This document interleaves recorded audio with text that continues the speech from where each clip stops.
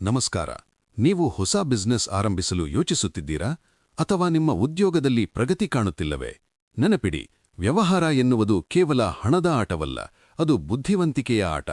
ಆಚಾರ್ಯ ಚಾಣಕ್ಯರು ಹೇಳುತ್ತಾರೆ, ಯಾರು ಸಮಯದ ಬೆಲೆ ಅರಿಯುತ್ತಾರೋ ಮತ್ತು ಸರಿಯಾದ ಜಾಗದಲ್ಲಿ ಹೂಡಿಕೆ ಮಾಡುತ್ತಾರೋ ಅವರನ್ನು ಸೋಲಿಸಲು ಯಾರಿಂದಲೂ ಸಾಧ್ಯವಿಲ್ಲ. ಒಬ್ಬ ಯಶಸ್ವಿ ಉದ್ಯಮಿ ಅಥವಾ ನಾಯಕನಿಗಿರಬೇಕಾದ ಅತಿಮುಖ್ಯ ಗುಣಗಳೇನು? ಇಂದು ನಾವು ನಿಮ್ಮ ಆರ್ಥಿಕ ಸ್ಥಿತಿಯನ್ನೇ ಬದಲಿಸಬಲ್ಲ ಚಾಣಕ್ಯನ 3 ಗುಪ್ತ ವ್ಯವಹಾರ ಸೂತ್ರಗಳನ್ನು ತಿಳಿಯೋಣ. ಮೊದಲನೇ ಸೂತ್ರ: ಯೋಜನೆ ಮತ್ತು ರಹಸ್ಯ, ಸ್ಟ್ರಾಟಜಿಕ್ ಪ್ಲಾನಿಂಗ್.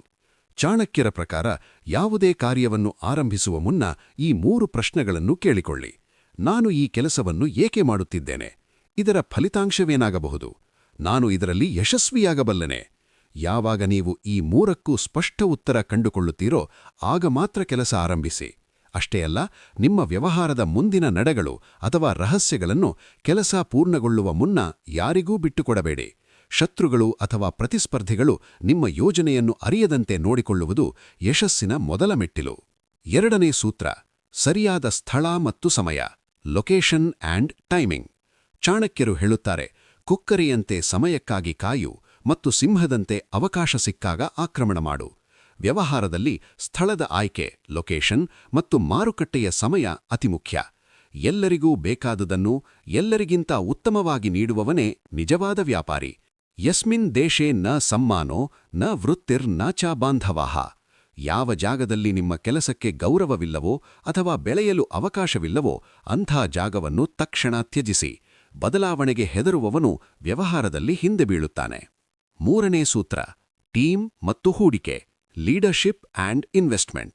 ಒಬ್ಬ ನಾಯಕನ ಯಶಸ್ಸು ಅವನ ಕೆಳಗೆ ಕೆಲಸ ಮಾಡುವವರ ಮೇಲೆ ನಿಂತಿದೆ. ಚಾಣಕ್ಯನ ಪ್ರಕಾರ ಕೆಲಸಗಾರರನ್ನು ಅವರ ಸಾಮರ್ಥ್ಯಕ್ಕೆ ತಕ್ಕಂತೆ ನೇಮಿಸಿ. ಕುದುರೆಯನ್ನು ಓಡಿಸಲು ಮತ್ತು ಕತ್ತೆಯನ್ನು ಭಾರ ಹೊರಲು ಬಳಸಬೇಕು. ಇವೆರಡನ್ನೂ ಅದಲು ಮಾಡಿದರೆ ನಾಶ ಖಂಡಿತ. ಅಷ್ಟೇ ಅಲ್ಲ, ಗಳಿಸಿದ ಲಾಭದಲ್ಲಿ ಒಂದು ಭಾಗವನ್ನು ವ್ಯವಹಾರದ ವೃದ್ಧಿಗಾಗಿ ಅಂದರೆ ರೀಇನ್ವೆಸ್ಟ್ಮೆಂಟ್ಗಾಗಿ ಬಳಸಿ. ಮತ್ತೊಂದು ಭಾಗವನ್ನು ತುರ್ತು ಪರಿಸ್ಥಿತಿಗಾಗಿ ಉಳಿಸಿ. ಹಣವನ್ನು ಚಲಾವಣೆಯಲ್ಲಿಟ್ಟವನು ಮಾತ್ರ ಸಂಪತ್ತನ್ನು ಬೆಳೆಸಬಲ್ಲು. ವ್ಯವಹಾರದಲ್ಲಿ ರಿಸ್ಕ್ ತೆಗೆದುಕೊಳ್ಳಲು ಹೆದರಬೇಡಿ, ಆದರೆ ಅದು ಲೆಕ್ಕಾಚಾರದ ರಿಸ್ಕ್ ಆಗಿರಲಿ, ಕ್ಯಾಲ್ಕ್ಯುಲೇಟೆಡ್ ರಿಸ್ಕ್. ಚಾಣಕ್ಯನ ಈ ನೀತಿಗಳನ್ನು ಪಾಲಿಸಿದರೆ ನೀವು ಕೇವಲ ಹಣ ಗಳಿಸುವುದಲ್ಲ, ಒಂದು ದೊಡ್ಡ ಸಾಮ್ರಾಜ್ಯವನ್ನೇ ಕಟ್ಟಬಹುದು. ನೀವು ಮಾಡುತ್ತಿರುವ ಕೆಲಸ ಅಥವಾ ಬಿಸ್ನೆಸ್ ಯಾವುದು? ಕಾಮೆಂಟ್ನಲ್ಲಿ ತಿಳಿಸಿ. ನಿಮ್ಮ ಉದ್ಯಮಿ ಗೆಳೆಯರಿಗೆ ಈ ವಿಡಿಯೋ ಖಂಡಿತ ಶೇರ್ ಮಾಡಿ. ಸಬ್ಸ್ಕ್ರೈಬ್ ಮಾಡಲು ಮರೆಯಬೇಡಿ. ಉದ್ಯೋಗವೇ ದೈವ.